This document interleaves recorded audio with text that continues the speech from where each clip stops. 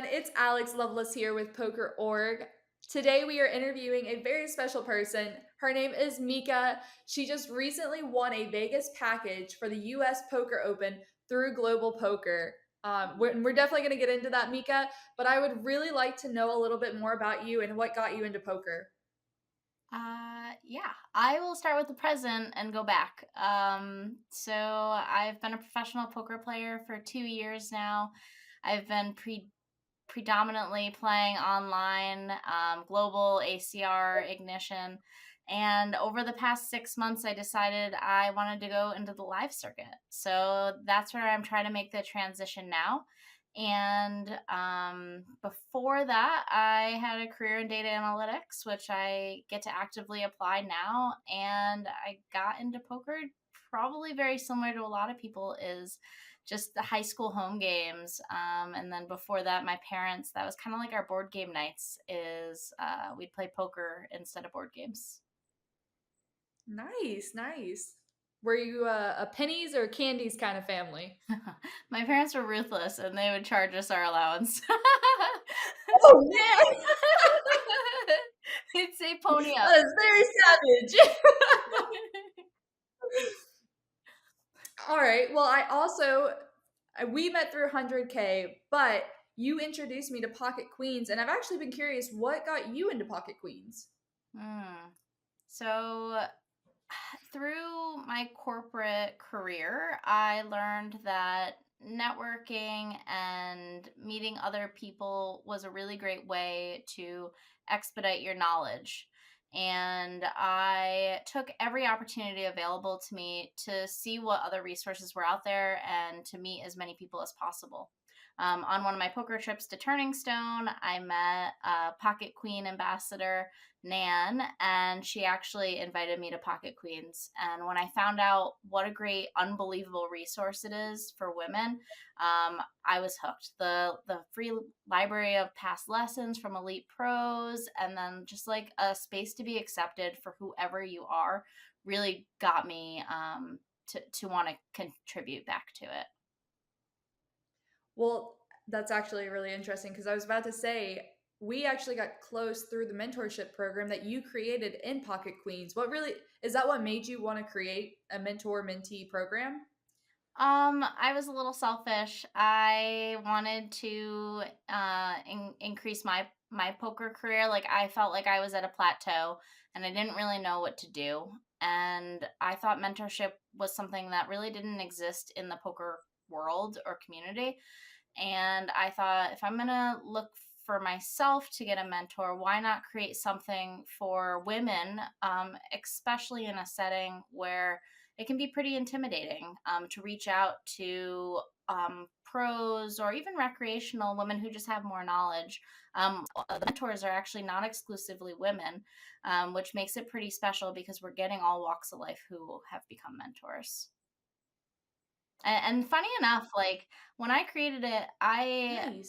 so I volunteered to be part of the coaching committee that they started, and I recommended, I'm like, we should do a mentorship program because I was interested, and they're just like, yeah, sure, go ahead, and I'm like, okay, like, and so I created a pilot, and my expectation was I'd get 6 women to sign up and be interested. And I ended up getting 30 like amazing applications looking for mentorship. And honestly, that was like I couldn't say no, right? Like I couldn't be like, sorry, we're only taking 6. Like I wanted to take every single one of them. And so far I've been able to match 27 of the 30 women with just like an amazing volunteer network Wow. of mentors Okay. who like really stepped up and have been helping out. The 3 women I haven't been able to match, which I'm still really actively working on, they're just high performing women. So it's harder to get at that echelon of player to have time to commit to, free mentoring. No, that makes sense. Well, I gotta say, as your mentee, you have done an amazing job of pairing people up. I can't speak highly enough about my mentor. Uh, but I mean, you've really helped me. I mean, like, even on things that I didn't think, things that I thought I knew, you really opened my eyes. and really helped me, especially with assigning people ranges and stuff. I think that's often something that Mhm. gets really overlooked in the beginning foundation. And you, I mean, you were just a phenomenal mentor and friend. And so I do want to get back to, what did you win for this US Poker Open through Global Poker? A lot of kudos from the community. Actually, funny enough, and I'll get to answering your actual question. I can go in tangents quite often. I had no idea that Global Poker was streaming the game, and apparently, Team 100K was also streaming the game in their Discord. And like, to me, I was just like in my silo, home alone, like crushing. Every time I hit a break, I have a dedicated study group that I'm a part of. I'd hop in there and be like, "Did you guys see that? Like what's happening?" And then I would pop out just to refocus. And then at the end, I just got like bombarded with like messages and like, "Congrats! Like you played great, you dominated." So what did I win? I feel like I fell ass backwards into this. I sat into a USPO players final on global. So 360 people were able to move on. I think of like 2,000 entrants in this free roll satellite. Wow. You had to participate in one of their events to even get access to the free roll. And then I woke up and I'm like, oh, not sure what I'm doing today. And I'm like, oh yeah, I have that event in 3 hours. I should probably do that. And usually, usually I'm more structured. Like usually my days are really planned out. I was actually hoping to play a day two event, a live day two event, but that wasn't in the cards for me. So I sat down and started playing that, and I don't know. I've never said poker is easy, but this game just felt like I was meant to win it. And I actually had no idea first place was as much as it was. I was under the assumption that it was less, but it's $5,000 luxury trip to Las Vegas. So they'll send me that money so I can book my trip. And then once I get to Las Vegas, I get to do a whole photo shoot in PokerGo Studio. And they Nice. give me my Golden Crown trophy, which I'm so excited for, and in addition to a $5,000 check. So a $10,000 package, and unbelievable, unbelievable. Wow. So what are you gonna spend that 5,000 on? Like, what events are you looking at? Nothing's gonna really change for me actually. I built out a World Series of Poker schedule. So like this just gives me a little more financial freedom to not feel the, oh god, I just spent $500 on that. Which is a luxury to be able to feel that way. But I Yeah. probably am going to invest in a new computer and get some more poker resources so I can keep honing my game. Nice, nice. So so you mentioned you already have a schedule booked up for the WSOP this summer. What is like the biggest buy-in that you're looking at? The main event. I've never played. Ooh! Yeah, I've never played in it. So it's $10,000 buy-in, and I called my dad after I won. He's like, "Well, there you go. There's your $10,000." I was like, "Dad, it doesn't work like that. I need to pay for I love it. Yes. Dad with the support. Yes. life." And so I'm gonna buy into the main event. I think I've never been at a better place in my poker knowledge or my career that I feel really ready for an event of that caliber. And I think with the blend of my online work that I've done, and then also like a lot of the work that I've been doing in the live scene and through my mentorship, who's been helping me excel at understanding live game dynamics, I think I'll put myself in a pretty good position for it.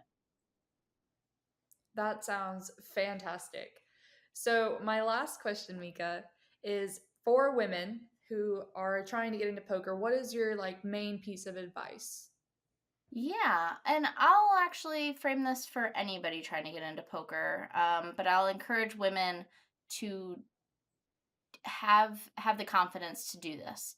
So I have three recommendations. My first recommendation is surround yourself with like-minded people. I personally was very fortunate in the beginning to have met this very kind human who invited me into a study group.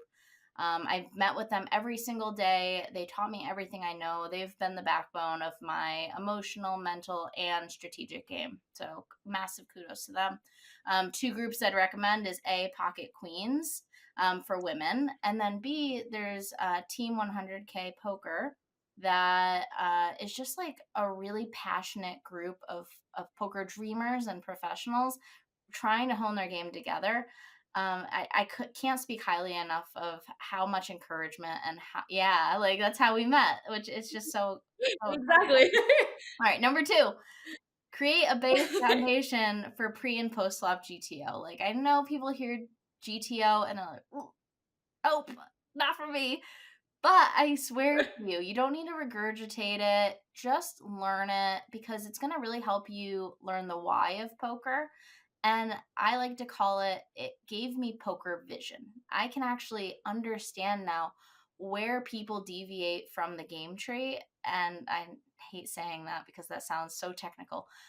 Where people deviate from maybe like what is the foundation, where they're punting, and just giving me some vision on where their weaknesses and where their strengths are. It helps me construct my game and makes my life a lot easier. And then the third thing is just the third thing is repetition, repetition, repetition. If you put the reps in, you'll get so used to all the runouts.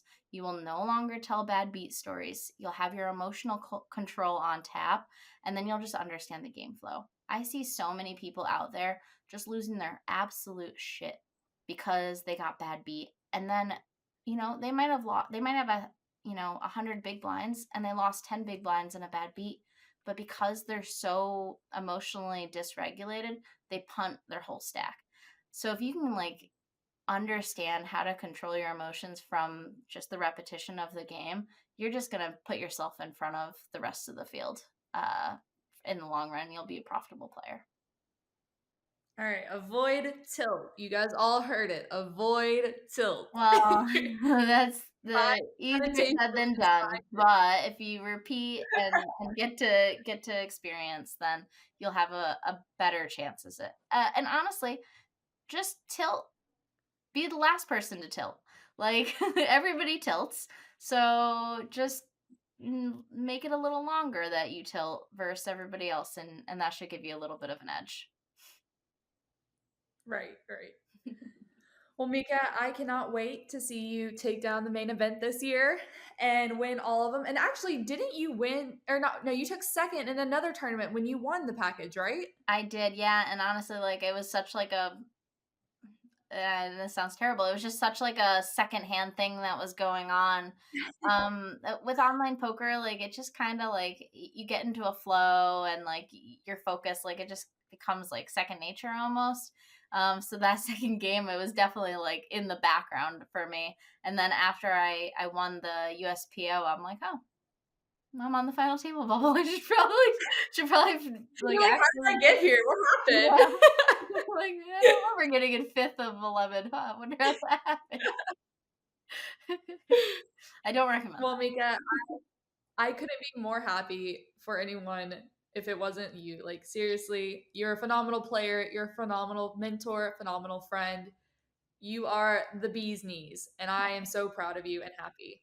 Oh, thank you, Alex. And like such a pleasure, like Yeah. that you are my mentee. I have two mentees, you and another woman, and like both of you are just outstanding. And the passion that just like flows from you too, like as a mentor, having people who are just like trying to better themselves, like I couldn't have asked for more. So thank you for being awesome as well.